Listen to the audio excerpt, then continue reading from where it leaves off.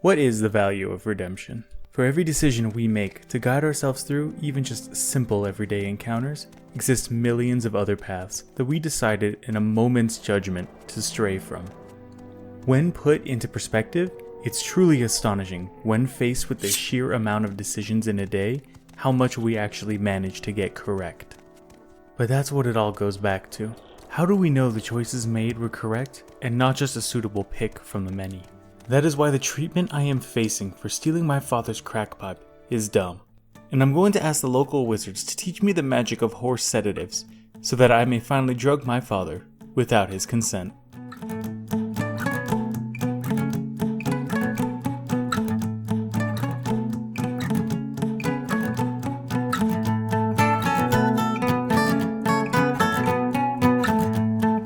Though my many skills reside in a mostly physical medium, I am a proficient magician in the School of Illusion. After all, how can you arrest someone for breaking parole when they are a master of disguise? Excited, I find myself charging through the front door and demand my lifetime subscription to Wizard 101. She tells me the rules are simple: be a nerd and don't be a criminal.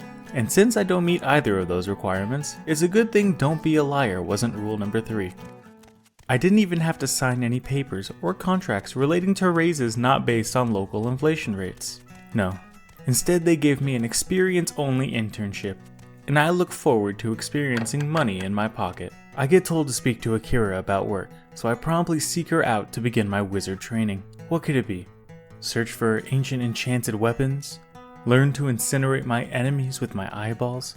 Go to a wizard school and make friends with an annoying ginger. The entire world is my... Oh, she wants some mushrooms. I kindly offer the one already in my pen. I make my way out of Hogwarts and over to the public transit system. I say hey to my main man, Selville Sairloth, and take the bus back to Saint Yanin.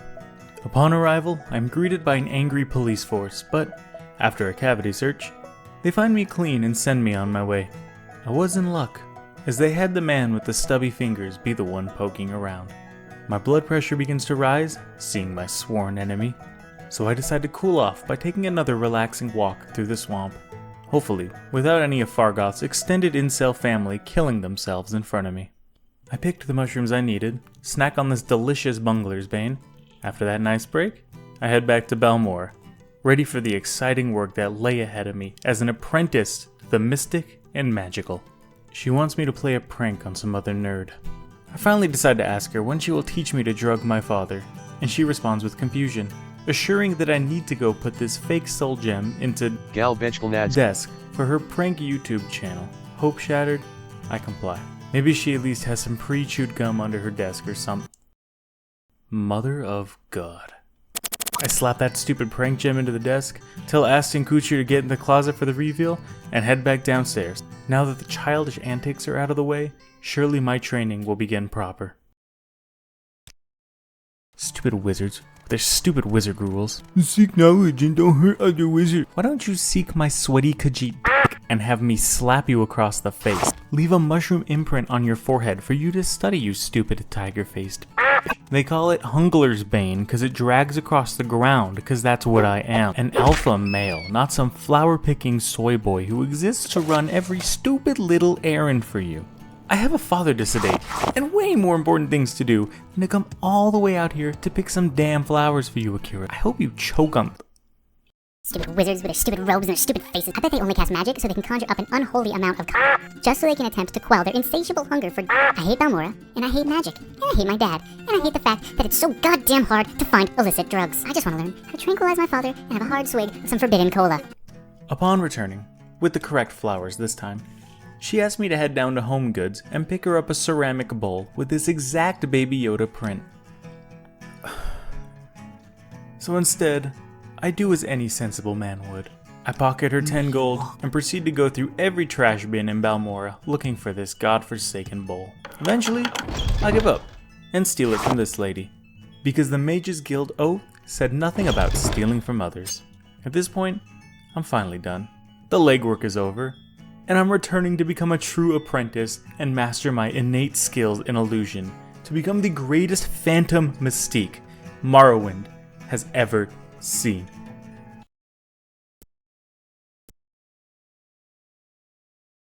So I step off the prison boat into Wizardland, and immediately I am asked a questionnaire to pick my class. I've been playing this game on and off for about 2 decades now, so I figured today was finally the day.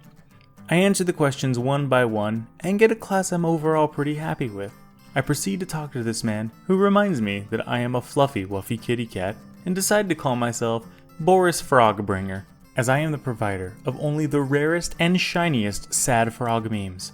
This man tells me he's the headmaster of Hogballs, School of Magic, and then says we treat intruders under the idea of the castle doctrine, and I proceed to shoot him in the face with a fucking unicorn. Dollar Store Merlin tells me that I am a master wizard after completing the tutorial, and I proceed to have heated political debates concerning the absolute abuse of power currently happening in the Balmora Mages Guild, with my end goal being to have Akira fired.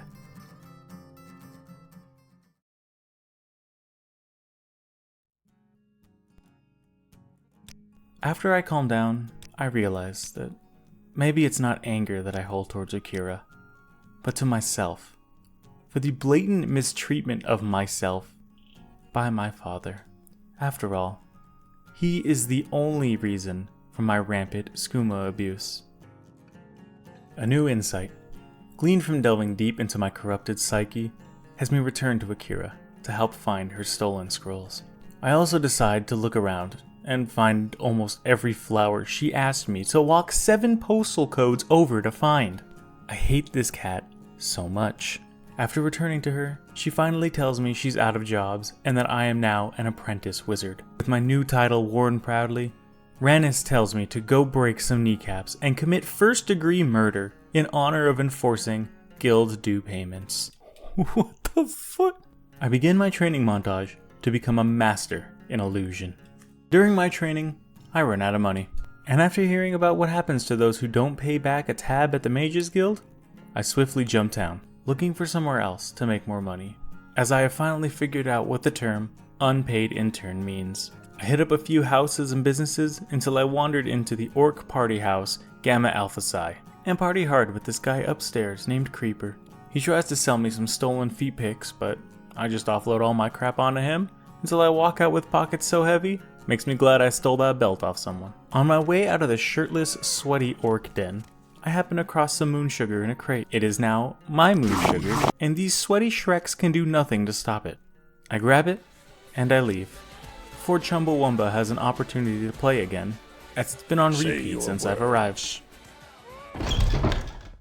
Finally, with enough resolve, strength, and determination, I become medically certified to handle horse tranquilizers. I make a quick stop back to Southwall to pick up some lockpicks and training, as I am only permitted a single montage every 10 videos. But this den of criminals decides they are too high and mighty to deal with me while I have moon sugar stuffed deep into my butthole. So I plop it out into this barrel for safekeeping and go about my business.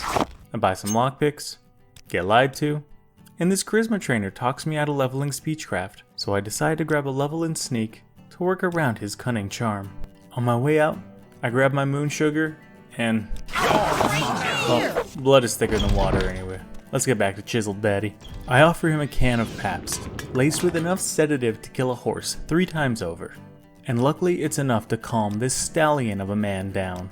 I hand him all my money to buy himself a new crack pipe. And finally, our shattered relationship has been mended. Born anew, like a phoenix from its ashes, our familial love burns with the intensity of 1,000 suns. We go outside and play catch. He gives me a sip of his beer, and he resuscitates me after my heart gives out from the immense amount of tranquilizers that I forgot I had laced it with. He then tells me to talk to a man in the Fighters Guild, whose name I can only assume was given to him as a joke. Understanding my mission thoroughly, we decide to take off our shirts and wrestle, just like the good old times. But Father always gets too violent when we play games, and I decide it's time for me to go.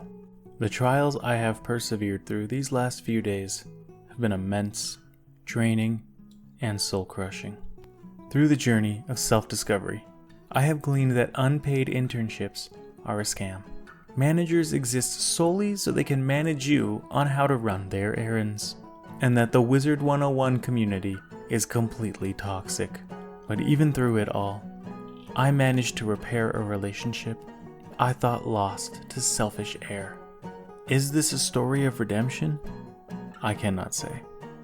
But what I can say is when trust is broken, it only takes a severe and probably lethal dose of horse tranquilizer to build the trust back.